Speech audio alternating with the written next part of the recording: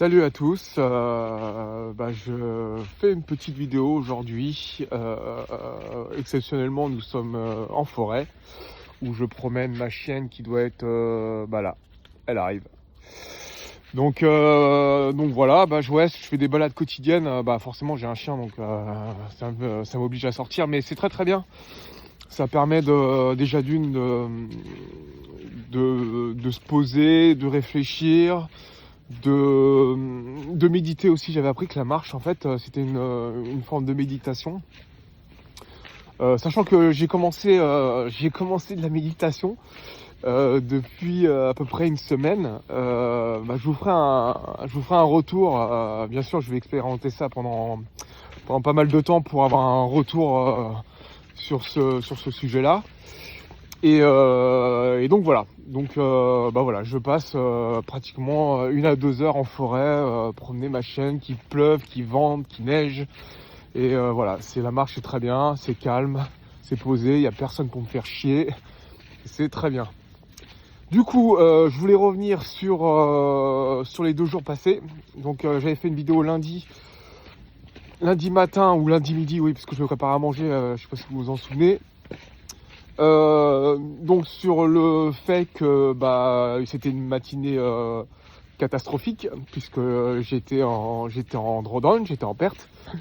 Et du coup l'après-midi j'ai réussi à rattraper mes pertes. J'ai trouvé un setup en scalping très rapide, et du coup ça m'a permis de rattraper mon manque à gagner du matin. Bon bref, moi je l'aime pas trop, c'est un des biais aussi psychologiques que j'aimerais effacer ce genre de comportement que j'aimerais effacer un peu de mon trading. C'est le fait de trader le matin, parce que je sais qu'en fait que je n'ai pas énormément d'opportunités, déjà d'une, même si parfois j'ai le bon biais.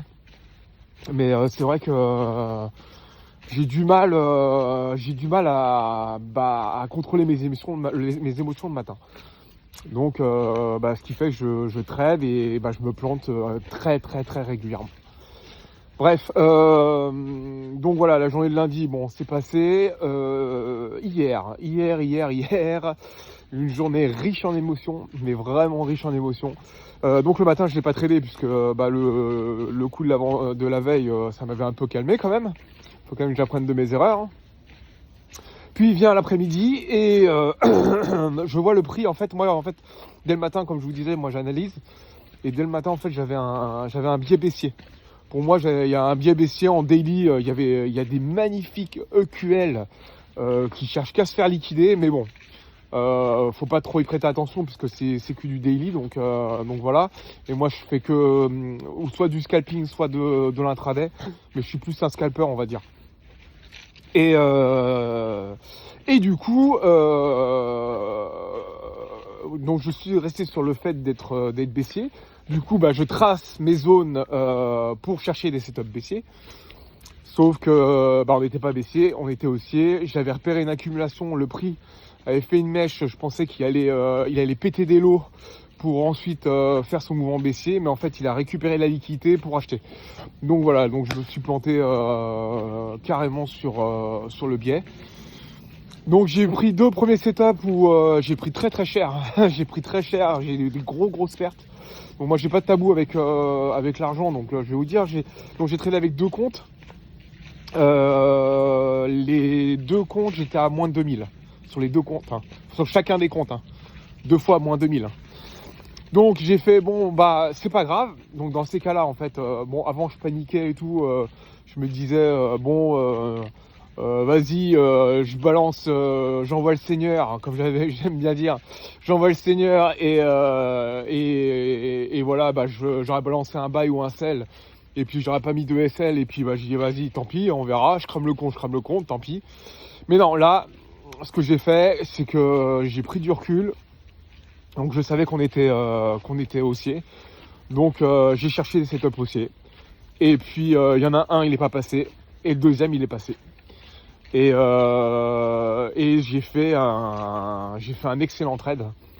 un excellent trade qui a rattrapé forcément toutes mes pertes. Et même j'ai fait sur un compte, j'ai fait 1004, non, j'ai fait 1000, je sais plus. Bon, j'ai fait 2008 en tout. Sur les deux comptes, ça fait 2008.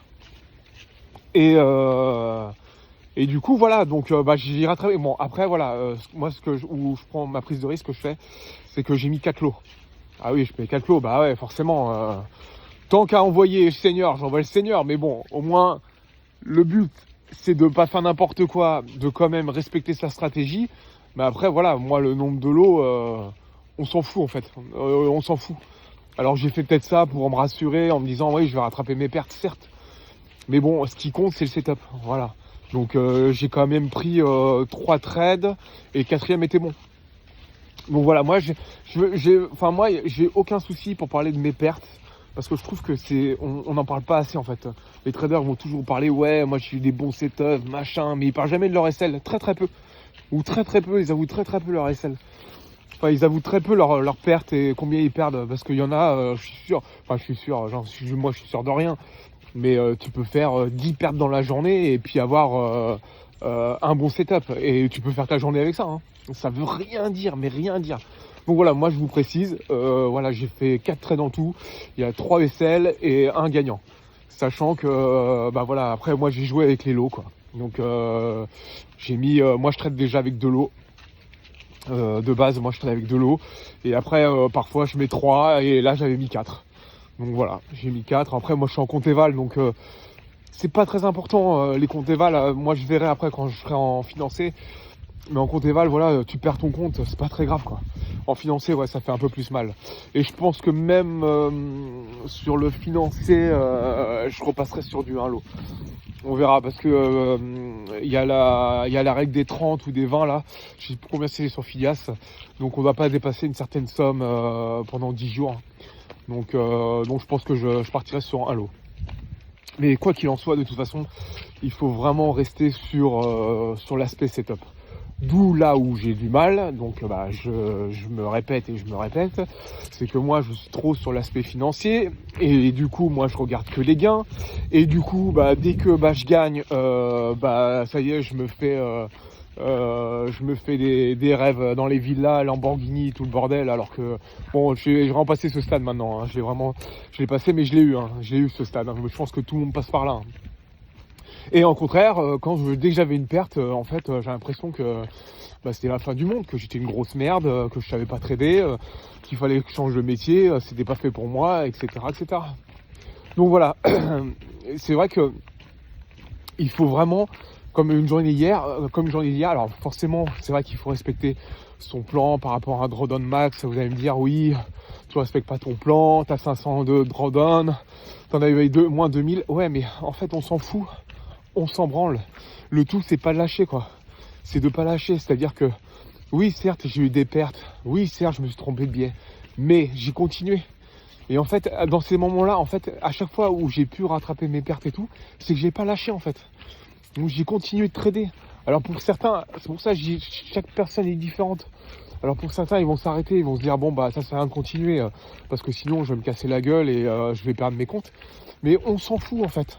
Parce que de toute façon, plus vous tradez, plus c'est de l'expérience aussi.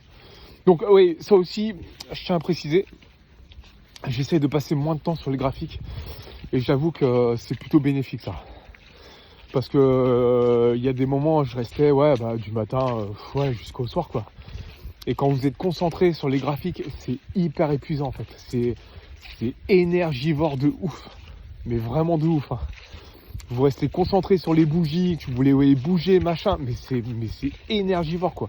Et au final, quand vous avez l'ouverture de marché ou quand vous avez, quand vous avez l'ouverture de marché et puis quand vous avez commencé à avoir des setups intéressants, c'est là où vous vous cassez la gueule parce qu'en fait, vous êtes fatigué et vous n'avez plus de concentration, vous n'avez plus rien.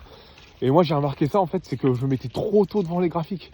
Et même si le matin, par exemple, je pouvais rester 1 heure ou 2 heures devant les graphiques, l'après-midi, c'est pareil, je me mettais trop tôt. Je me mettais vers 13 heures.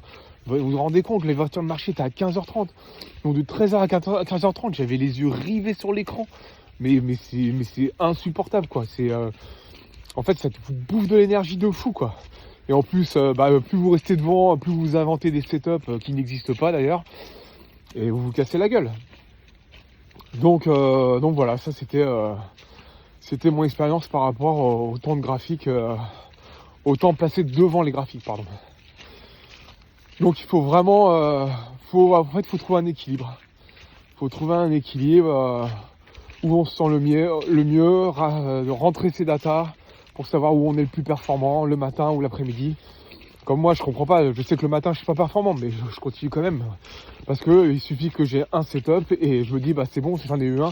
Donc il va y en avoir 15 qui vont suivre derrière, alors que c'est faux.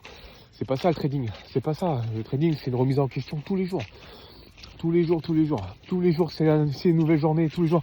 T'es pas à la chaîne, t'es pas à l'usine, t'es pas chez Renault. Chez Renault, tu mets le même boulon tous les jours, c'est pareil. Non, là, c'est pas pareil. Là, c'est une nouvelle journée, c'est un nouveau setup. C'est totalement différent.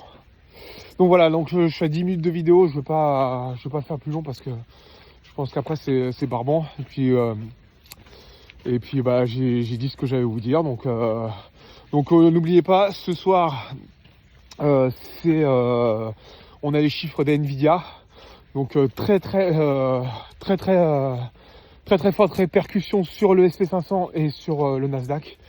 Donc je pense qu'aujourd'hui je ne vais pas trader. Vraiment si je trouve quelque chose d'intéressant. Mais je vais attendre ce soir, et puis en plus ce soir c'est vers 22h. Donc je pense qu'il va pas y avoir trop de volatilité dans l'après-midi. Demain ce sera plus intéressant pour ma part, je pense. Donc voilà. Mais écoutez, je vous souhaite une bonne journée à tous. Et faites attention à vos sous. Ciao!